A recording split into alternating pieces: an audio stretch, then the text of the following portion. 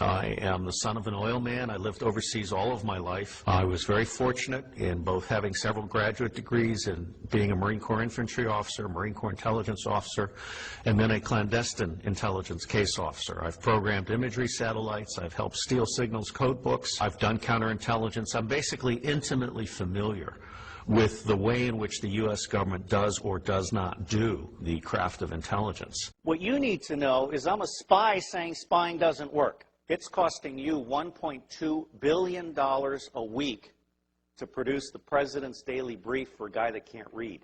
People don't realize this. Apart from the fact that NSA is 1950s mindsets with 1970s technologies, SAIC completely screwed up Trailblazer, Echelon is baloney. 80% of your signals intelligence comes from analysis of patterns. So you don't need to violate privacy. All you need to know is that Schmuckhead is calling Afghanistan once a week. General Shinseki knew exactly what was needed to make Iraq go right, and Paul Wolfowitz lied to Congress and said they'll receive us like liberators and stuff. If I had been General Shinseki, I would have grabbed Wolfowitz by the neck and thrown him down the steps of Capitol Hill. You don't let people lie like that. It's unprofessional to confuse loyalty with integrity. And we have had a failure of generalship in America. Our generals have been too eager to keep their stars and not eager enough to think for themselves and uphold the Constitution. Smedley Butler, the highest decorated Marine, said, war is a racket. War is a racket. War is a racket, and the only reason it's happening is because the American public is lethargic. Blog that. You are the Paul Reveres and Patrick Henrys of our generation. Bottom-up horizontal connection is key. Sharing at all levels, not top-down control. Public intelligence and influence is about to take off. We are about to bury rule by secrecy. Civil affairs is the focal point. The intelligence guys need to go back in their box. Bloggers, not informants, are key. The FBI is about to try and hire 2,000 informants in a Soviet police-style approach to security. That's idiocy. If you bloggers self-organize and attach yourself like leeches to specific issues, corporations, organizations, challenges, whatever, you will be the intelligence Minutemen of this century. The power is in your hands. There aren't enough guns to kill us all, and Halliburton can't build the jails fast enough to keep us down. Bloggers, as Linux is organized, where you grab onto an issue or something, and you are part of a structured citizen journalism blogging thing that lets no evil doing go unnoticed, that rules. So I think we're at a turning point. I think we're at the very beginning of a historic tidal shift in power, restoring the Constitution. I don't know how many of you are following this, but the Comptroller General has told Congress the United States of America is insolvent. We're out of Schlitz. We literally have no money to make it to the next decade. Now, there's some very easy solutions. I could eliminate all income taxes tomorrow and have more than enough money to fund the government by using some other guy's bright idea. We tax the Federal Reserve at 0.0006, doubles our money until we decide to put them out of business permanently, because we certainly should not have central banks. We've put together an electoral reform pledge, and it's my view that any member of Congress, any member of the Senate that refuses to sign both the constitutional pledge supporting the Constitution and the electoral reform pledge should be put out of business. And I believe that will be 95% of all of these people. It may be time to literally dump Congress on its ass and start over. The government has gotten stupid to the point that it can't write a statement of work. And so they ask the contractors to write a statement of work, and the contractors write a statement of work saying, you need more of what I haven't been able to sell. And the government says, oh yeah, right, good. Put it in the budget. This is real shit. I can crack all 10 of the top-level threats to humanity in less than 25 years for less than 1/3 of what the world is spending on the military. Blog that. And I will tell you the price of buying back the United States government, it's $500 million a year. In the early 90s, Newt Gingrich and the Republicans got together. Their plan is now on the street. It's been exposed by a Columbia professor. They concluded that they could buy the United States government from school board to State House to White House for $300 million a year, and by golly, they did. And every single member of Congress is impeachable for having abdicated their Article I responsibilities under the Constitution and serving as foot soldiers for the president and his mendacious vice president. If you confiscate all the wealth in the world, which I do not advocate, all you have is a $5 bill for every one of the 5 billion poor on the planet.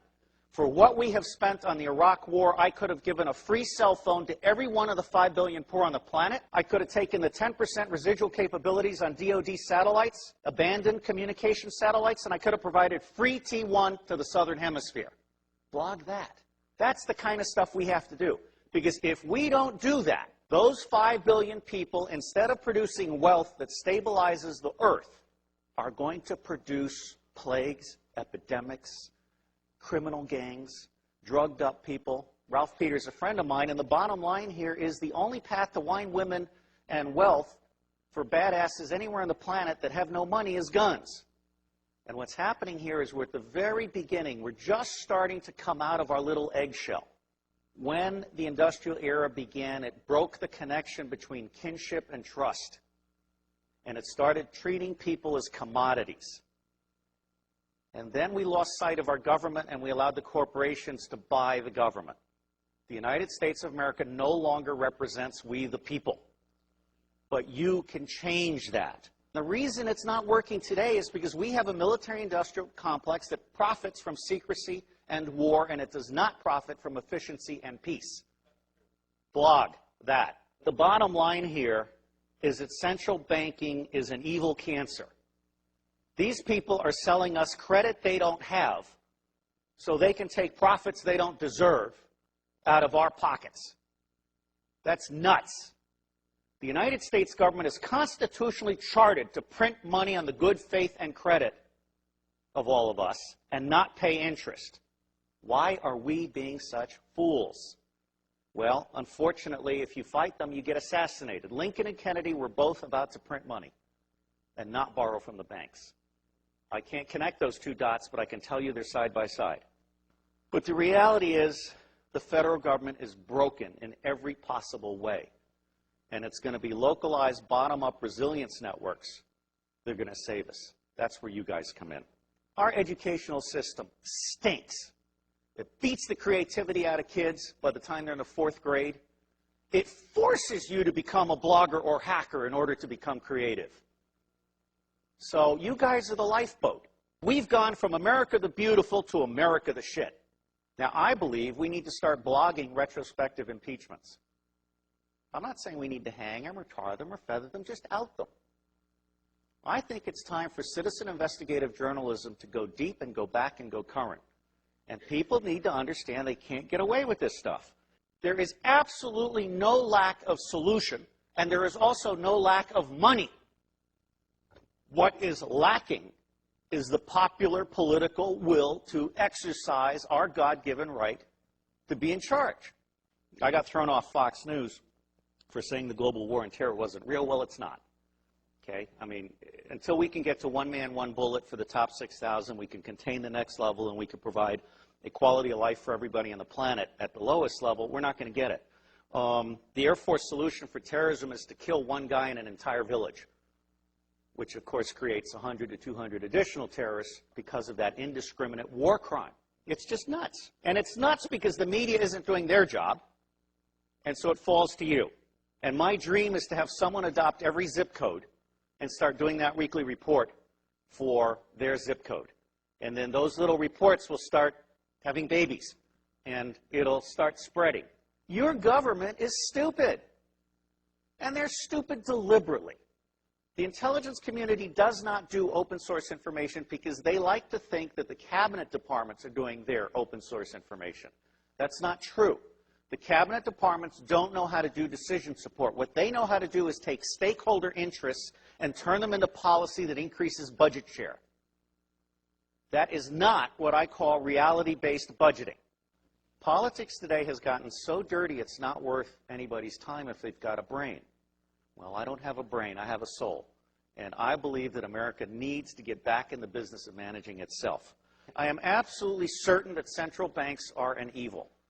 Central banks are screwing us all, or we'll head it right. We are pigs being harvested for profits. I do believe there are secret societies, although, you know, given a choice between conspiracy and incompetence, I generally go with incompetence. The Bilderberg Group, I just saw a list of who attended the last time, and it's almost the list of nobodies who want to be somebodies combined with somebodies on their way down. You know, I'm not that impressed. These people think they're the movers and the shakers. They're only the movers and the shakers as long as you let them be the movers and the shakers. I spent 18 years trying to help secret government agencies get in touch with unclassified information. And Tom Atlee sent me an email, and he had this little signature blog where Buckminster Fuller said, don't try and heal a broken system, create a new system that replaces it. So I'm honored to be here to set the tone for you guys. And my bottom line is, don't waste your time on the federal government. It's going away. There are 27 secessionist movements. There are 9 distinct nations in North America. I anticipate some virtual separation in the Republic. And I think that you're going to find that, like Vermont, for example, is all of a sudden going to be seen by the rest of America as exactly where we want to be, or Seattle. And so that's called the spike theory of change. As soon as one state gets it perfect, it's going to spread like wildfire.